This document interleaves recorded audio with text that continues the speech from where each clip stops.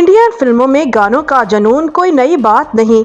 चाहे मुगल आजम का तारीखी नगमा जब प्यार किया तो डरना क्या हो या यशराज फिल्म्स की रोमांटिक धुनें, बॉलीवुड के लिए गाना सिर्फ फिल्म का एक हिस्सा नहीं बल्कि एक जश्न होता है। करण जौहर और यश चोपड़ा जैसे हिदायतकार आज भी हर गाने को त्यौहार की तरह फिल्माते हैं।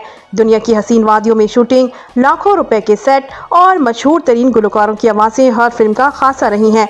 लेकिन क्या आप जानते हैं कि एक ऐसी फिल्म भी बनी थी जिसने सबसे ज्यादा गानों का आलमी रिकॉर्ड कायम किया और हैरत अंगेज तौर पर ये रिकॉर्ड 93 साल बाद भी बरकरार है। साल 1932 में रिलीज होने वाली फिल्म अंधरा सभा को मनी लाल जोशी ने डायरेक्ट किया था। ये फिल्म 211 मिनट दुरानिया पर मुश्तमिल थी, यानी 3.5 घंटे से भी ज्यादा। और इसकी खास बात ये थी कि इसमें कुल 72 गाने शामिल थे। कुछ रिपोर्ट्स के मुताबिक ये तादाद 69 और बाद में 71 भी बताई गई, मगर गिनीज वर्ल्ड रिकॉर्ड ने तस्दीक की कि फिल्म अंधरा सभा में दुनिया की किसी भी फिल्म से ज्यादा गाने शामिल थे।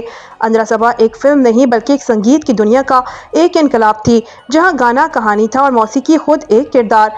यही वजह है कि 1932 की यह शाहकार फिल्म आज भी दुनिया भर के सिनेमा और मौसीकी के शायकीन के लिए एक लेजेंडरी मिसाल बनी हुई है।